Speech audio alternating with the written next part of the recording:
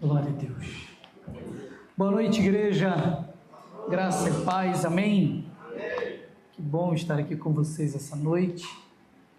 Parabéns para todos que fazem parte dessa história, todos que servem esta casa ao longo desses 14 anos de muita graça, de muita manifestação da bondade, da misericórdia do Senhor. Estou um pouquinho rouco porque eu invento de cantar e eu não sei cantar, né, irmão? Então, chega num lugar, um louvor bom desse, então a gente se esguela, né? Eu estava até falando com a pastora Jéssica esses dias, às vezes eu vou pregar e quando eu vou pregar eu já estou sem voz. Deus abençoe, obrigado. Ela falou, mas por quê? Eu falei, porque eu invento de cantar, eu não sei cantar, eu me esguelo, eu grito, mano, vontade de correr, de pular, de fazer tudo, de dar cambalhota. E aí, quando chega a hora de pregar, o pastor já está sem voz. Mas Jesus vai falar com você mesmo assim. Glória a Deus.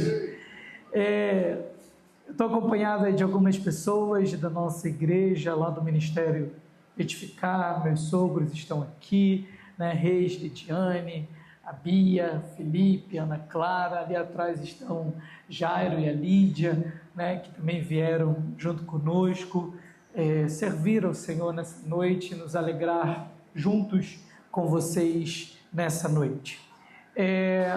Eu tenho algo muito simples para compartilhar. Eu passei alguns dias pensando, orando, o que compartilhar com vocês nessa noite, e aconteceu algo muito interessante. É que vocês começaram no meado do mês de julho, se não me engano, a compartilhar os vídeos, né, com o depoimento dos membros, né, cada um contando a sua história junto da comunidade cristã em Figueira. E eu estava até pensando, comecei a falar, acho que eu vou preparar um sermão bem teológico, bem bonito assim, né? E aí quando eu comecei a assistir os vídeos, e eu assisti todos os vídeos, se eu não me engano, são 18 vídeos contando com o do pastor e da pastora. Você vê que eu assisti, viu? Se fosse uma prova, eu ia passar.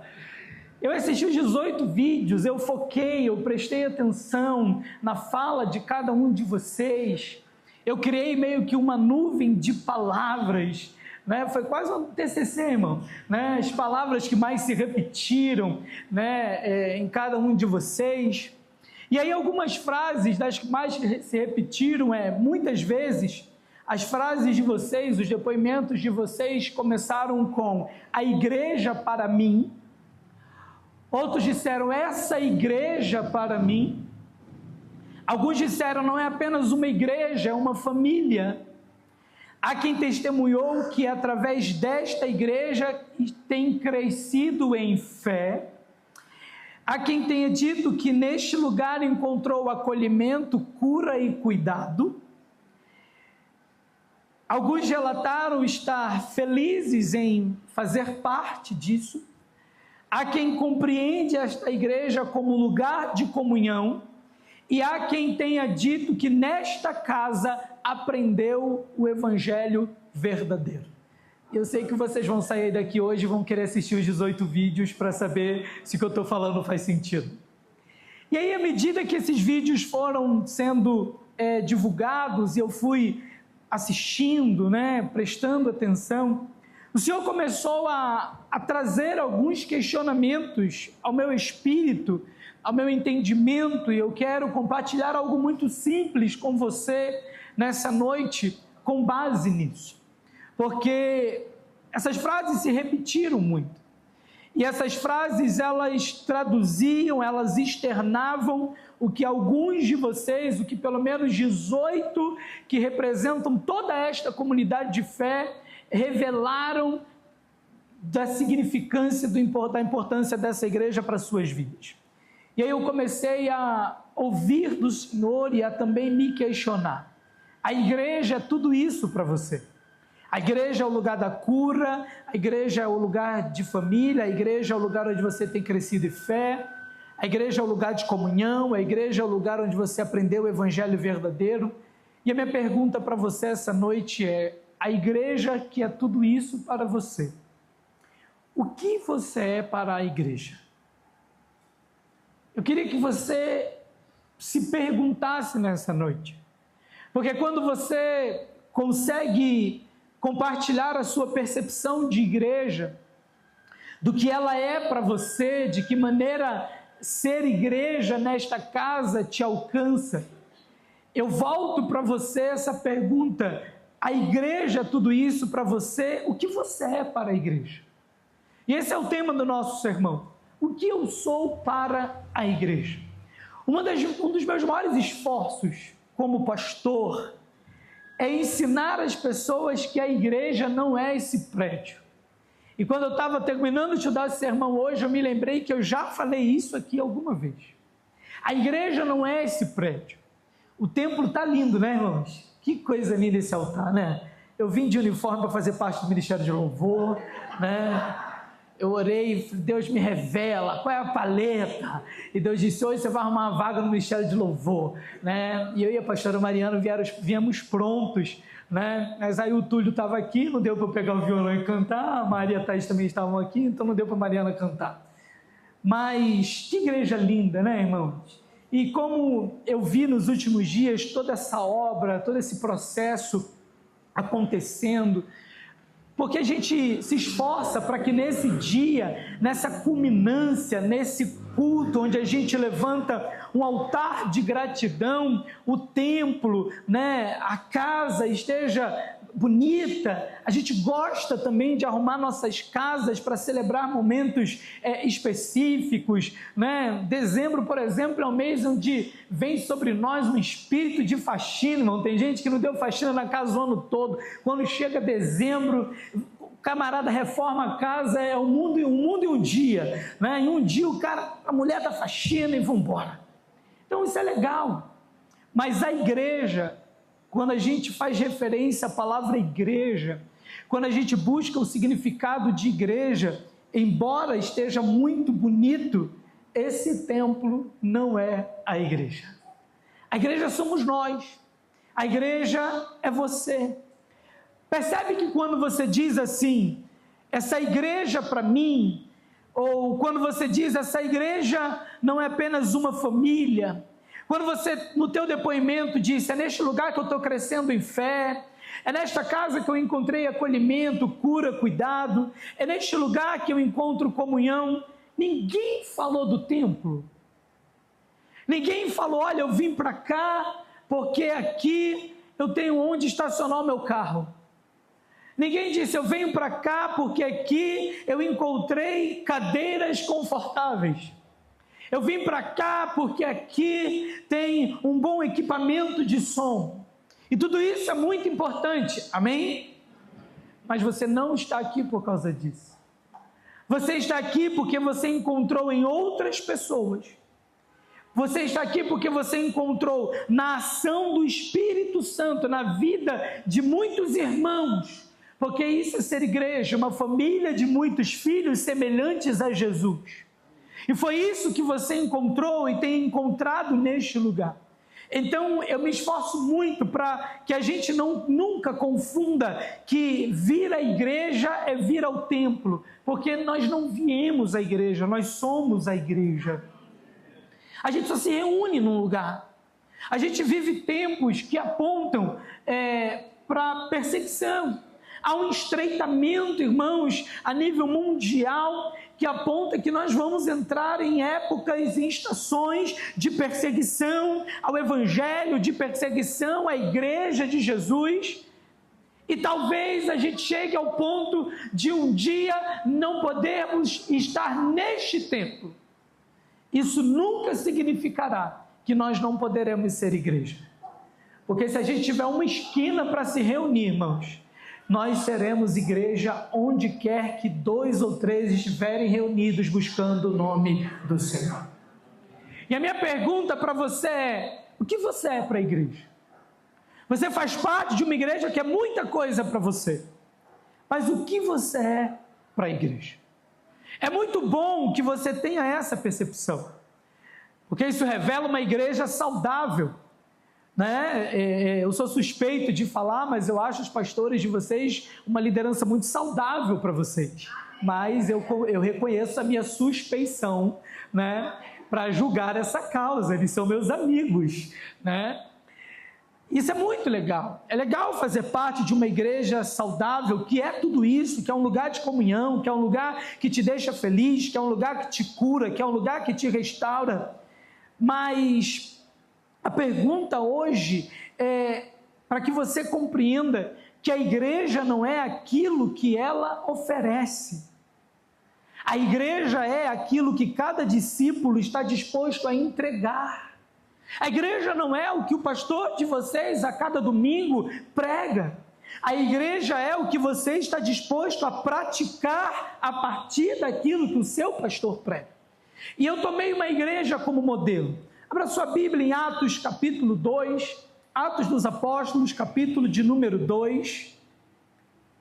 Eu quero ler com você dos versos 42 ao 47. A minha versão pode ser diferente da sua. Eu uso a versão revista atualizada, então se tiver uma diferença, é por conta disso. Atos capítulo 2, verso 42 diz assim: E perseveraram na doutrina dos apóstolos e na comunhão, no partir do pão e nas orações. Em cada alma havia temor, e muitos prodígios e sinais eram feitos por intermédio dos apóstolos. Todos os que creram estavam juntos e tinham tudo em comum. Vendiam propriedades, bens, distribuindo o produto entre todos à medida que alguém tivesse necessidade. Diariamente perseveravam unânimes no templo, partiam pão de casa em casa, tomavam as suas refeições com alegria e singeleza de coração, louvando a Deus e contando com a simpatia de todo o povo. Enquanto isso, acrescentava-lhes o Senhor, dia a dia, os que iam sendo salvos. Amém? Esse texto, ele acontece todo no plural. Se você observar bem, todos os versículos do 42 ao 47, ele ilustra a realidade, eles ilustram o dia a dia de uma igreja saudável. Ele exemplifica a maneira como a igreja recém-iniciada de Atos dos Apóstolos estava decidida a viver. Esse texto não descreve um prédio extraordinário, esse texto não gasta tempo falando de um lugar confortável, bonito, esse texto investe todo o tempo em relacionamento. Lucas, ele tem um cuidado de dizer como essa igreja vivia a nível de relacionamento. Ele descreve pessoas extraordinariamente comprometidas com a experiência que tiveram. Eu acho lindo a expressão do versículo 43, a primeira parte, que diz assim: em cada alma havia temor. Então essa igreja, quando se reunia, ela trazia pessoas de diferentes histórias de vida. Elas vinham de diferentes lugares. Elas vinham de pessoas que experimentavam diariamente, em seus contextos familiares, diferentes experiências.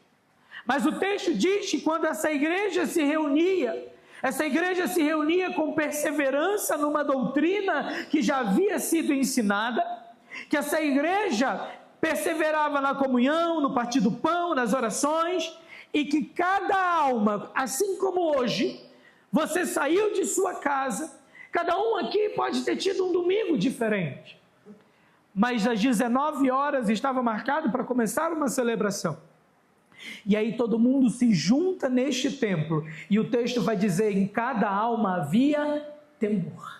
Cada um que chegava para fazer parte desta comunidade de fé trazia consigo temor. E este temor fazia com que muitos prodígios, sinais fossem realizados através dos apóstolos. Esse texto fala de uma igreja de pessoas comuns. Nesse texto não há ninguém que receba uma evidência maior do que a outra. Esse texto não fala, ele não cita nomes, inclusive, de alguém que recebesse mais destaque do que outro. Esse texto fala de um grupo de pessoas chamado igreja, que eram extraordinariamente, intensamente comprometidas com o reino de Deus. E aí, quando eu te pergunto o que você é para a igreja, eu tenho, em cima dessa pergunta, mais 4 para te fazer. Primeira pergunta que eu quero que você pense: você é alguém comprometido com o crescimento espiritual da sua igreja?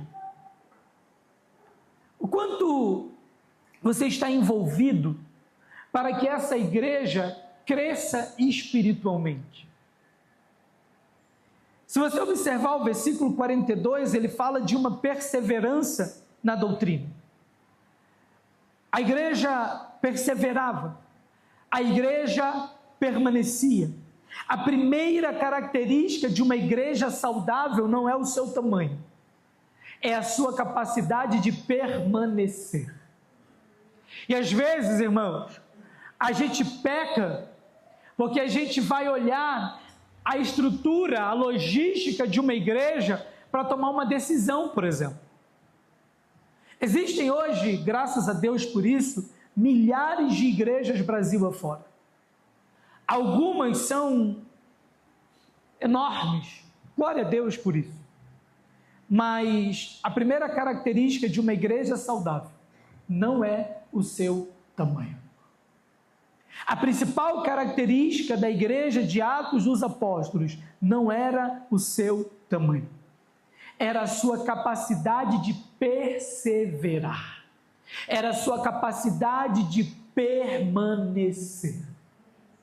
Enquanto a Mayra ministrava o louvor, no momento de ministração, ela falou que ao longo desses anos o Senhor sustentou vocês apesar do choro, apesar das perdas, apesar das traições, apesar das desonras. Sim ou não? Você sabe que chegaram aqui até hoje? Não foi porque o prédio cresceu. Não foi porque vocês saíram da garagem e vieram para cá. Vocês não chegaram aqui hoje porque vocês têm um altar lindo de bonito. Não. Vocês chegaram aqui hoje, podem celebrar essa data porque vocês aprenderam a perseverar e a permanecer ao longo desses anos. A palavra que Lucas vai usar significa dedicação contínua. Perseverar é insistir até que. Perseverar é se dedicar continuamente. Você sabe por que a igreja de Atos dos Apóstolos foi a igreja que invadiu o mundo e consigo levou o evangelho de Cristo Jesus? Porque não era uma igreja formada por consumidores de mensagens, mas era uma igreja de discípulos. Era uma igreja de gente que queria um encontro com Cristo, custasse o que custar, irmãos. Eles não iam ali para examinar o sermão que era ministrado, pelo contrário, eles iam para acreditar no que era ministrado. Então logo eles saíam de suas celebrações, eles começavam a viver as manifestações desses sinais. É uma igreja onde alguém vai, Atos capítulo 3, à casa do Senhor orar, e eles encontram um paralítico à porta, mendigando, e eles dizem assim: olha, a gente não tem ouro nem prata, mas a gente tem aprendido que há poder no nome de Jesus, então a gente vai usar isso com você agora. Eu sei que você quer esmola, mas eu tenho algo melhor do que esmola. Não era uma igreja que se vendia a esmolas, que se prestava a fazer o mínimo. Era uma igreja que pregava mudança de vida, em que vivia essa mudança de vida. Isso é ser igreja. E a minha pergunta para você é: você tem sido comprometido com o crescimento espiritual da sua igreja? É muito fácil a gente perguntar: o que essa igreja está me ensinando? É difícil a gente responder ou se perguntar: a minha vida demonstra que eu estou crescendo? Porque chega uma hora que a gente tem uma leve tendência, irmãos, a emitir críticas à igreja. Eu sei que isso não acontece aqui, só lá no Ministério Edificar, né? A gente começa a querer criticar, negócio não está bom, isso não está bom, isso não está bom e tal. E não pensa que essa crítica vem de quem é especialista, não. Às vezes é de uma pessoa que não tem absolutamente entendimento nenhum da causa. Mas alguns de nós precisamos vigiar o nosso coração, porque muitas vezes, e eu falei sobre isso de manhã lá na igreja, nós confundimos o alcance da maturidade com uma insensibilidade. E aí a gente, irmão, começa a dizer que a gente amadureceu. Não, eu amadureci. Eu já não sou mais quem chegou nessa igreja há 12 anos atrás, há 10 anos atrás, há 14 anos atrás. Uau, que legal saber disso. Só que às vezes essa maturidade ela foi confundida com uma insensibilidade. E sabe, irmãos, qual é o maior sinal de imaturidade cristã? É quando a gente chega no momento de achar que não temos mais nada para aprender. Eu morro de medo quando eu encontro um crente que diz assim: eu já vi tudo. Pastor, eu já vi de tudo nessa caminhada. Eu falei: irmão, não tem nada mais me assusta, nada mais me encanta. E a minha vontade, quem me conhece sabe que eu corro o sério risco de falar isso, é dizer: por que você não morre então, já que você não tem mais nada para aprender? Porque, irmãos, o maduro, ele quer crescer cada vez mais.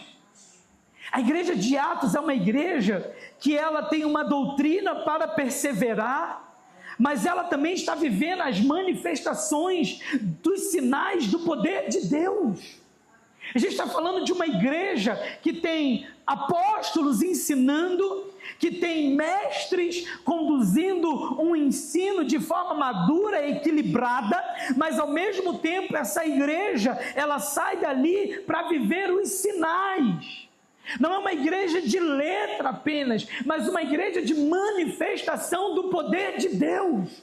E há um perigo muito grande quando a gente se torna o crente que entende de todas as doutrinas, mas não pratica nenhuma delas. E aí mora um grande perigo. A igreja madura, ela não é aquela que cresce porque o pastor prega. A igreja madura é aquela que cresce porque o povo pratica o que o pastor prega. Eu estou amadurecendo muito porque as mensagens do meu pastor são muito boas. Ok, sabe quando é que você amadurece? Quando você pratica o que o seu pastor está pregando. Nós precisamos nos tornar uma igreja que tem fome e sede da palavra. Uma igreja que é nutrida pelo conhecimento, pela revelação da palavra. Uma igreja de gente que estuda, uma igreja de gente que aprende e uma igreja de gente que se esforça para viver aquilo que está sendo ministrado do altar. Há um texto que eu quero compartilhar com você. Abra sua Bíblia, por gentileza, no livro de Filemon. Não sei se você sabia, mas existe um livro na Bíblia chamado Filemon. Ele vem depois da carta de Paulo a Tito. Depois de Tito vem Filemon. Filemon, irmãos, ele é um homem que ele estava contribuindo para o crescimento espiritual da igreja. E Paulo escreve a Filemon, porque Filemon havia tido um escravo. E esse escravo se chamava Onésimo. Sugestão de nome para os futuros papais aí da igreja, né? E aí, Paulo encontra Onésimo na prisão, ganha Onésimo, ministro, discipula Onésimo. Só que o escravo Onésimo era fugitivo de Filemon. Então corria o risco de Filemon ter ali uma resistência, uma negação em receber de novo este escravo. Só que Paulo sabia, e eu acho isso muito interessante, que Filemon, irmãos, fazia bem à igreja, que Filemon era alguém comprometido com o crescimento espiritual da igreja. E Paulo toma esse gancho, Paulo se apropria dessa realidade de um Filemon que era saudável e contribuía para o crescimento da igreja, para intermediar a favor de Onésimo. Filemon, versículo 4. Dou graças ao meu Deus, lembrando-me sempre de ti nas minhas orações, estando ciente do teu amor e da fé que tens para com o Senhor Jesus e todos os santos, para que a comunhão da tua fé se torne eficiente no pleno conhecimento de tudo que é em nós para com Cristo. Agora verso 7.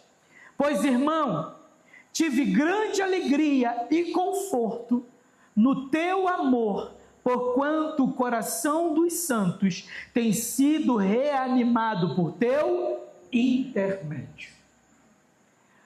Paulo quer enviar Onésimo de volta. E ele diz assim: eu já sei o que eu vou explorar. Eu vou explorar o fato de Filemon ser alguém que contribui para o crescimento da igreja. E aí a minha pergunta para você essa noite é: o teu coração tem servido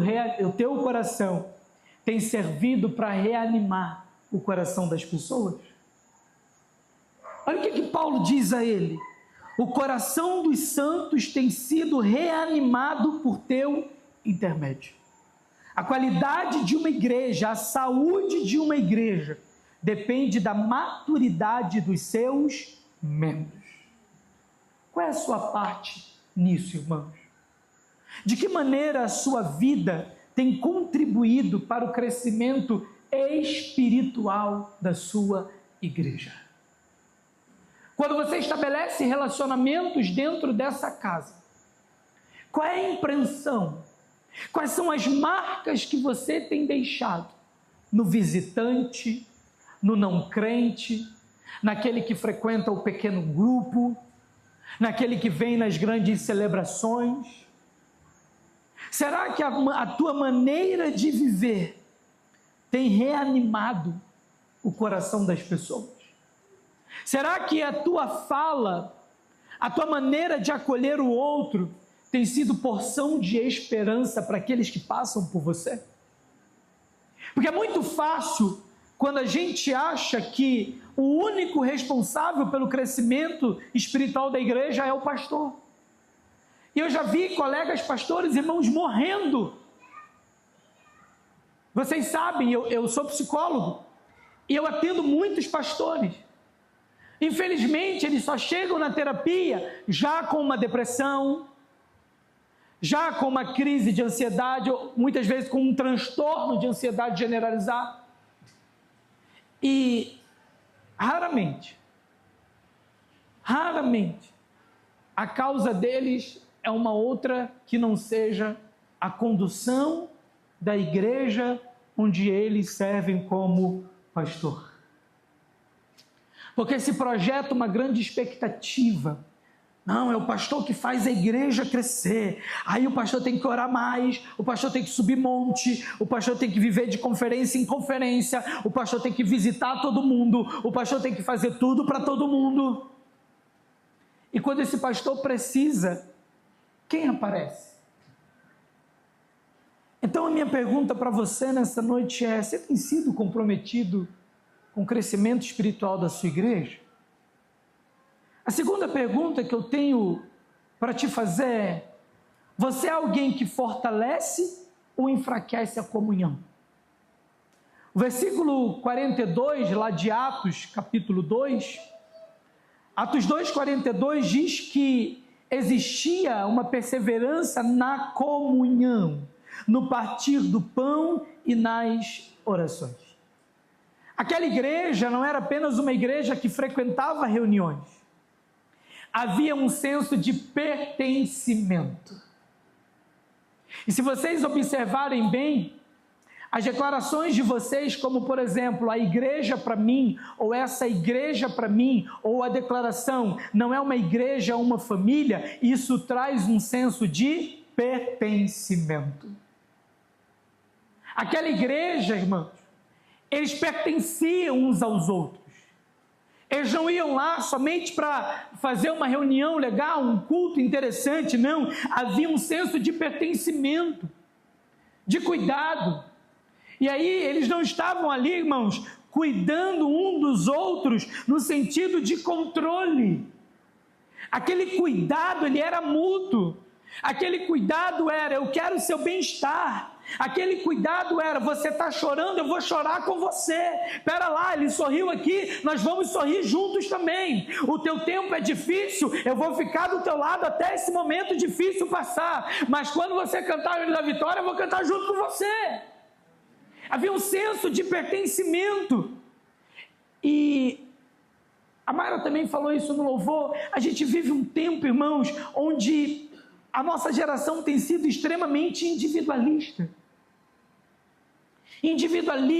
O homem tem desejado nutrir o seu ego a qualquer custo, e a gente tem andado por um caminho onde o que mais a gente ouve é: estando bom para mim, que se lixe os outros. E o homem tem assumido o primeiro lugar de sua própria vida, e Deus está ficando em segundo plano. Isso não pode fazer parte de quem somos como igreja. Isso não pode ser admitido nas nossas celebrações. Isso não pode ser nutrido por mim e por você como homens e mulheres de Deus. Porque nós precisamos cuidar uns dos outros. Comunhão exige perdão. Comunhão exige serviço. Comunhão exige paciência. Comunhão exige renúncia. E toda igreja saudável precisa de homens e mulheres que aproximem uns aos outros de Cristo. E precisamos redobrar a atenção para não nos tornarmos aqueles que afastam as pessoas de Cristo. Quando alguém encerra uma conversa com você, essa pessoa, ela sai mais perto de Jesus ou ela sai mais crítica da igreja? Quando alguém tem 10 minutos de conversa com você sobre o reino, sobre a sua experiência de fé, essa pessoa, ela é instigada a querer conhecer a comunidade de fé que tem nutrido essa maturidade em você, ou ela sai dizendo: Deus me livre, nunca vou na igreja do Cadu, tá doido que eu não vou naquele lugar. Tu ouviu o que ele acabou de falar? Ou a pessoa te questiona: quais os dias de culto na sua igreja? Quais são os horários de culto na sua igreja? Quando tiver um evento lá na sua igreja, você me convida? A gente tem provocado sede nas pessoas? Ou nós temos provocado repulsa nas pessoas? As suas ações como crente em Jesus. Porque a minha pergunta é: o que você é para essa igreja? Porque é muito fácil você dizer o que essa igreja é para você. Essa igreja é uma bênção para a sua vida. A minha pergunta é: o que você é para essa igreja? E aí, você nessa igreja constrói pontes ou levanta muros, irmão? A sua maneira de estabelecer relacionamento tem sido ponte para que os outros atravessem, vivam o propósito de Deus para a vida deles, ou tem sido muros? Nós incluímos ou nós segregamos? Existe um salmo muito conhecido, o Salmo 133. Quão bom quando o sol vier, que os irmãos vivam em união. E aí vai dizer que é como óleo precioso que desce sobre a barba de Arão. Mas o último versículo vai terminar dizendo que na unidade o Senhor ordena a bênção e a vida para sempre. Ali o Senhor ordena a bênção e a vida para sempre. E a minha pergunta para ti é: você fortalece ou você enfraquece a comunhão na sua comunidade de fé? Em todos esses 14 anos, qual é a tua participação, irmão?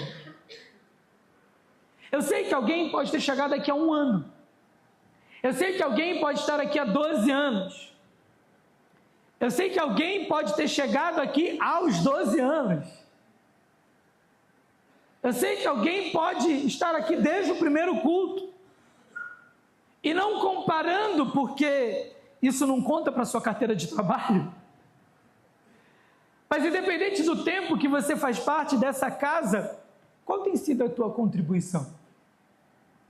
Qual serviço você tem dedicado ao Senhor? Terceiro ponto que eu quero compartilhar com você. Você é alguém que serve ou apenas alguém que consome? Você é alguém que tem disponibilidade para servir ou você só consome? Vivendo muitas vezes uma obesidade espiritual, porque tudo você consome, mas você nunca está disposto a servir. Versículos 44 e 45 de Atos 2, diz assim: todos os que creram estavam juntos e tinham tudo em comum. Vendiam as suas propriedades e bens, distribuíam os produtos entre todos, à medida que alguém tinha necessidade. Sabe o que eu acho interessante? Ninguém na igreja de Atos dizia: isso não é problema meu, ele que se vire. Não. Tudo que acontecia nesta igreja era responsabilidade de todo mundo. Todos os eventos, todas as situações, era responsabilidade de todos que faziam parte daquela igreja. A igreja de Atos, você sabe por que ela é a igreja que foi? Porque ela não foi uma igreja sustentada por espectadores. Essa não foi uma igreja que deu tempo das pessoas se acomodarem. A igreja de Atos dos Apóstolos não recebeu crentes acomodados. E esse evangelho chega a mim e a você como resposta das ações desta igreja. Essa igreja, irmãos, tinha gente tão comprometida que eles estavam dispostos a morrer, se fosse o caso, mas nunca voltavam atrás no serviço que Deus havia os chamado para cumprir. Era uma igreja de servos. Eu quero te dizer que há uma diferença enorme entre frequentar uma igreja e carregar a igreja no coração. Porque eu posso frequentar a igreja e não me vincular a ela. Então eu venho nessa casa, eu ofereço o meu culto, o culto termina, eu saio correndo para casa, faço a minha contribuição com dízimos, ofertas, mas não quero me envolver. E você é apenas um frequentador da igreja. Você é apenas alguém que vem aqui fazer um bem-estar para a sua alma. Mas existem aqueles que carregam a igreja no coração, que quando saem do culto já começam a nutrir a expectativa do próximo, que quando trazem uma ideia para o pastor, não trazem apenas para que ele execute, mas se disponibilizam para executar também. Porque tem igreja aí, irmão, que o pessoal leva a ideia para o pastor, mas porque vai executar o pastor, que ele já não tem quase nada para fazer, né? Não, a igreja de Atos era a igreja onde cada um assumia o seu posto, cada um entendia a sua missão, era uma igreja de servos, era uma igreja que tinha pertencimento, era uma igreja que entendia que para fazer parte do reino precisavam assumir responsabilidade.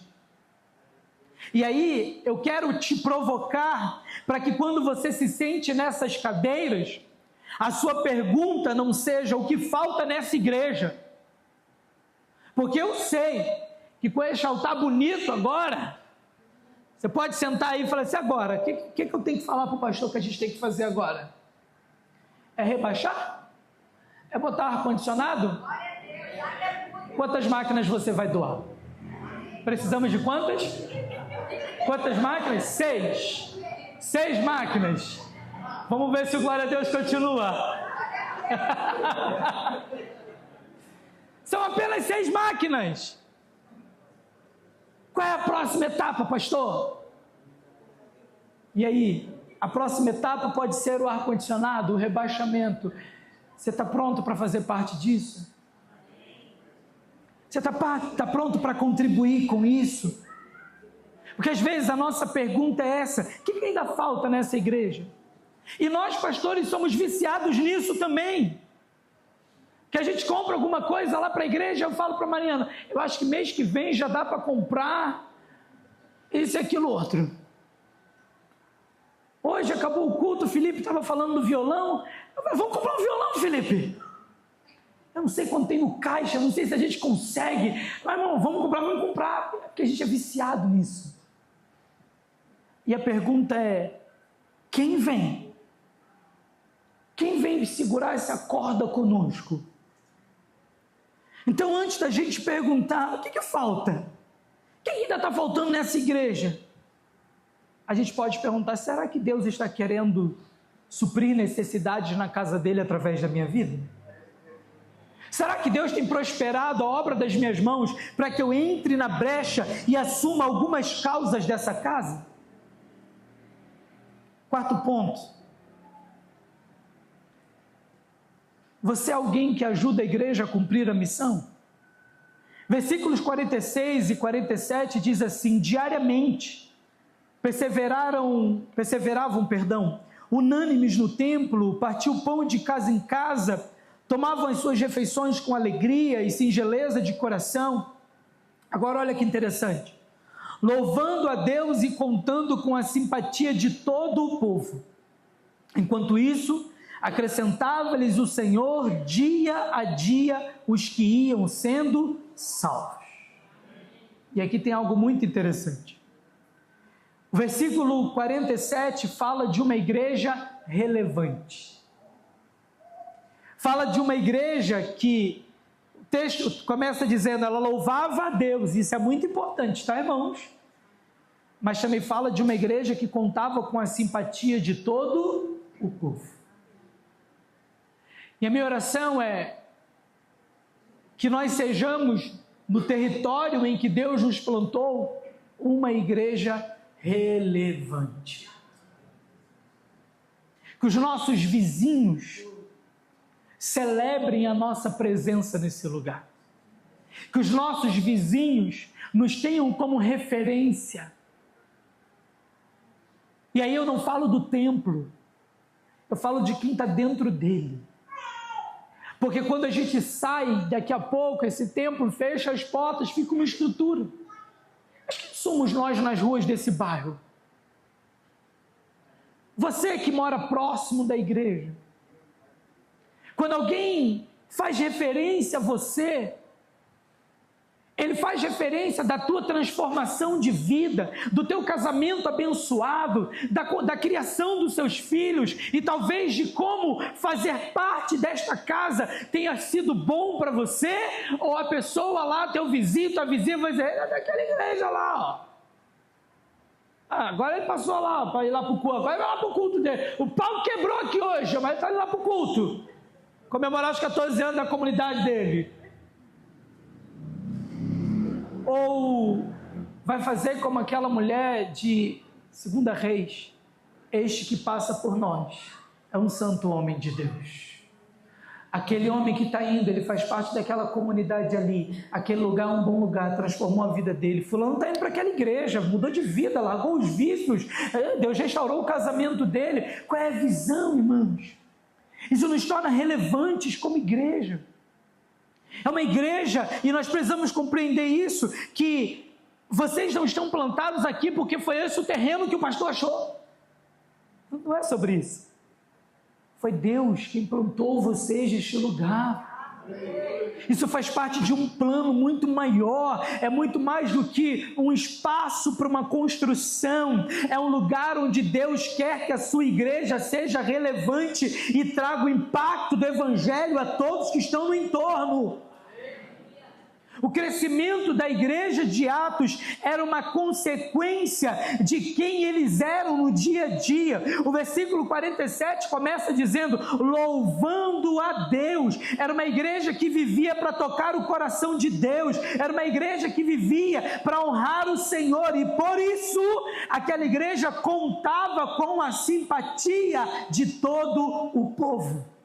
E à medida que essa igreja louvava a Deus, contava com a simpatia do povo, o texto diz, enquanto isso, acrescentava-lhes o Senhor, dia a dia, os que iam sendo salvos. Porque a parte do acréscimo não é sua, a parte do acréscimo é com Deus. A sua, ser relevante. A sua é ajudar a igreja a cumprir a missão. A sua é fazer com que, através do seu serviço, da sua vida de consagração, a igreja alcance os seus objetivos. A igreja de Atos era uma igreja que refletia Cristo. E Deus acrescentava, porque nela existia um povo comprometido. É muito natural que toda igreja queira crescer. Aliás, é humano, inclusive. Todo mundo vai crescer. Uns até 1,65, que foi o meu caso. Que não sei se é muito um crescimento. Outros 1,80, outros 1,90 e por aí vai. E por isso a igreja ela é comparada a um corpo. Exatamente porque à medida que os membros ajustados, comandados pela cabeça ou pelo cérebro, eles vão obedecendo esses comandos e eles vão crescendo. À medida que esse corpo é bem nutrido, ele vai crescendo. Então, irmãos, é muito natural que toda igreja tenha o desejo de crescer. Mas eu quero que você entenda uma coisa. Uma igreja não cresce porque existe espaço. Uma igreja cresce porque existe amor, cuidado e vida de Deus dentro dela. Porque você vai entrar em templos enormes que não cresceram.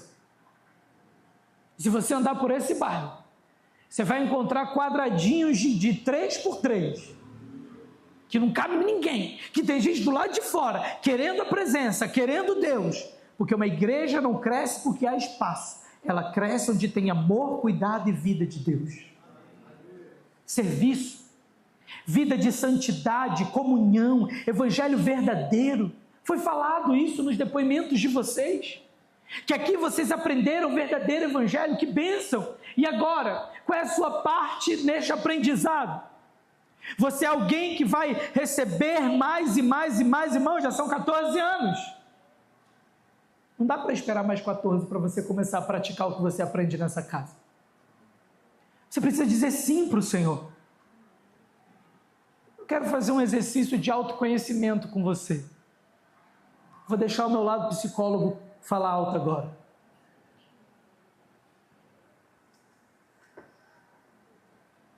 Pense comigo, irmãos. Se todos nessa igreja, dá uma olhada aí para o pessoal que está aqui, vai, olha para o lado, aproveita, relaxa, fica tranquilo. Viu quem veio, quem faltou, que bênção. Agora volta o teu olhar aqui para mim, me dê a sua atenção.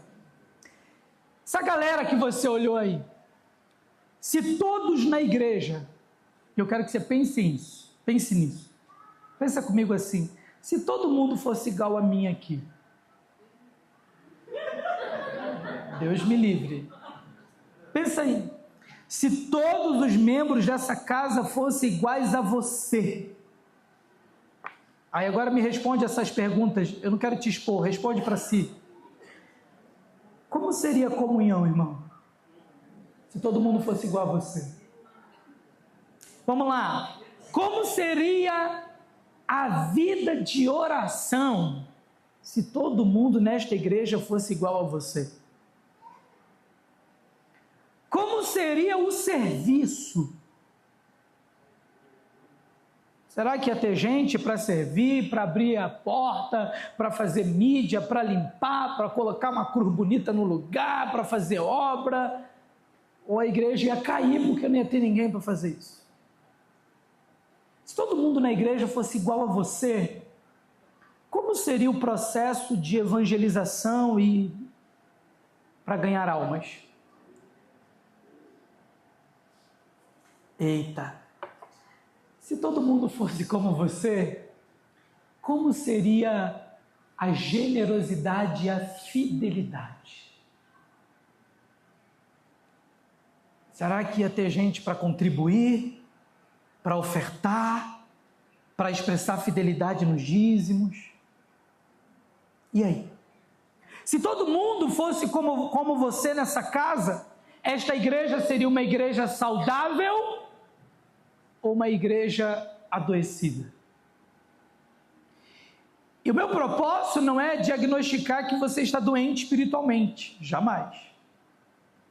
mas é despertar em você alguém que seja tão útil para essa casa, como esta casa é útil para você. Eu vim aqui te desafiar, te provocar. Eu sei que era muito melhor eu falar de prosperidade, portas abertas, vai romper.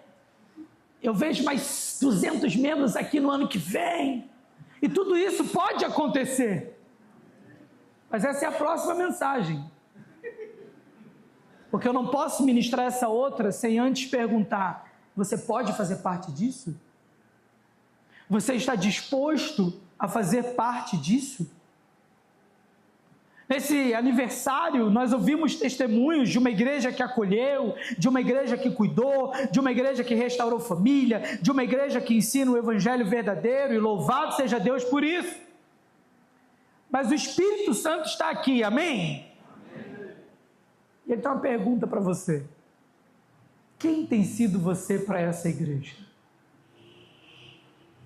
Qual tem sido a sua parte dentro desta igreja?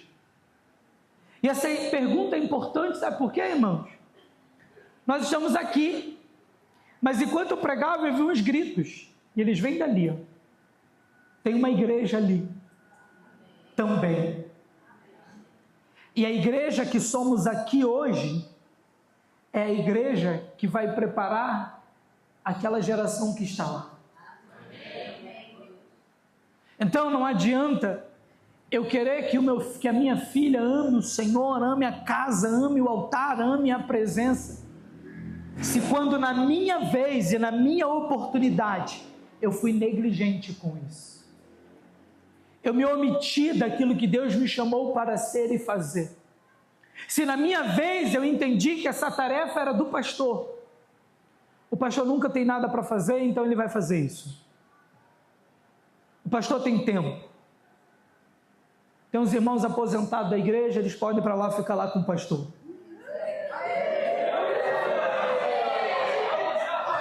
E aí a gente fica... o ruim de conhecer as pessoas é esse, né, Selma? A gente acaba sendo exposto, né? Depois a gente faz uma cura interior, se me perdoa, tá bom? E aí a gente fica de fora, irmãos, como que num lindo telão desse, assistindo a história da igreja acontecer. Quando nós poderíamos fazer parte disso, quando nós poderíamos estar contribuindo com isso, porque a igreja que somos hoje está preparando a geração que nós vamos encontrar amanhã. E é uma igreja construída por mãos, joelhos, coração ardente, apaixonado pela presença. Essa é a igreja que Jesus espera encontrar, e ela é feita por você. Essa igreja que quando você chegou quebrado te acolheu, mas você já foi restaurado. E agora é a hora de você ser um instrumento de acolhimento para o que vai chegar quebrado. Essa igreja que quando o seu casamento estava para se romper, restaurou o seu relacionamento, trouxe Deus para o centro. Agora é hora do seu casamento ser farol que vai restaurar outros casamentos. Teve gente que entrou aqui e não sabia falar, agora fala, canta, toca instrumento, o dom foi revelado. Essa igreja te abençoou tanto e tem te abençoado tanto. E aí eu queria que você compreendesse algo essa noite para nós orarmos. Não queira apenas fazer parte dessa igreja, queira fazer parte daquilo que Deus está fazendo nela e através dela. Porque há uma diferença enorme de uma realidade para outra. Você pode fazer parte da igreja, mas você pode fazer parte do que Deus está fazendo nela e através dela. Você pode se colocar de pé?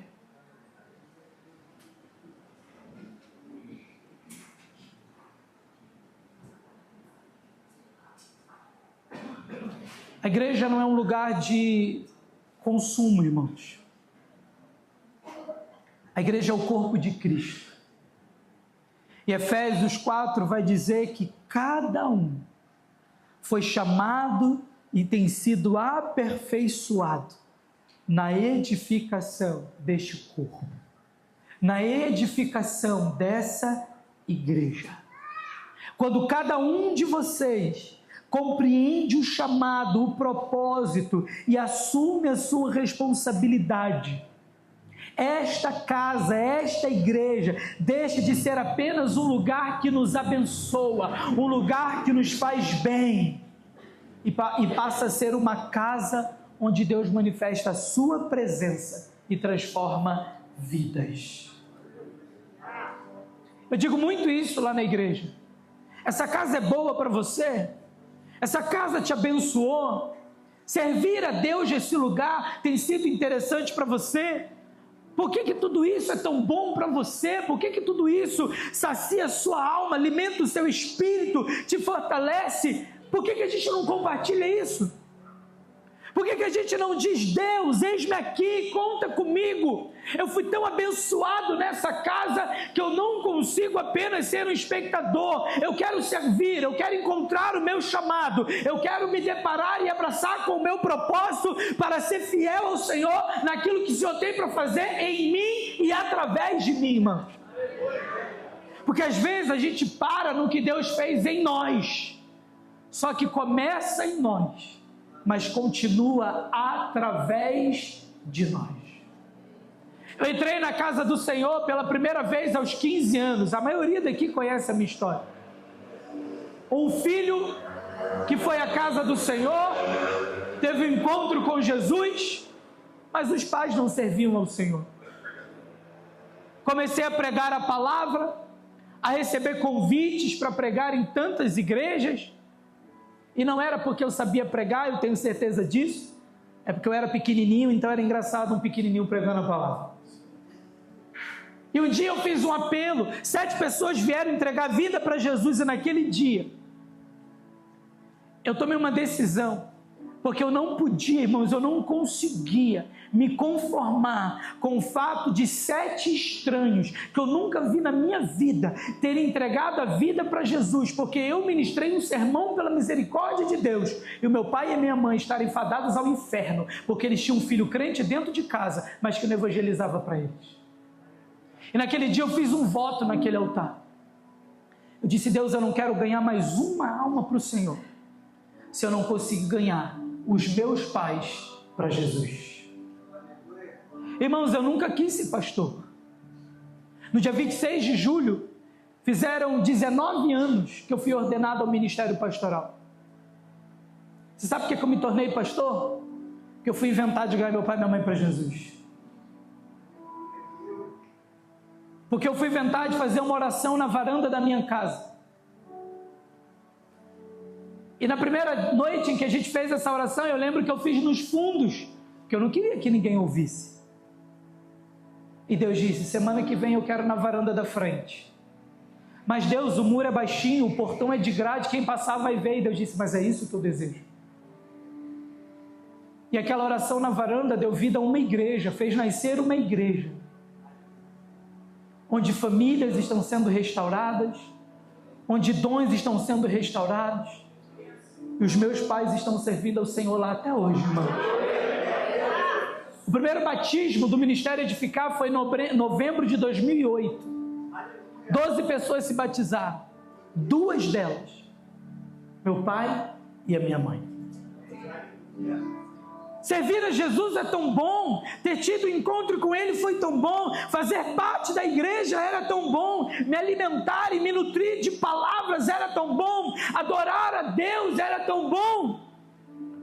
Por que eu não ia dizer: Deus, me usa para contribuir em tudo isso que o Senhor está fazendo? O que essa igreja é para você? Agora, o que você é para essa igreja? O que você é para a sua igreja? O que você tem sido para os seus pastores? Queria que você pensasse nisso nessa hora. O quão comprometido você está com as causas dessa casa. O quão disposto você está para entrar na brecha pelas causas dessa casa.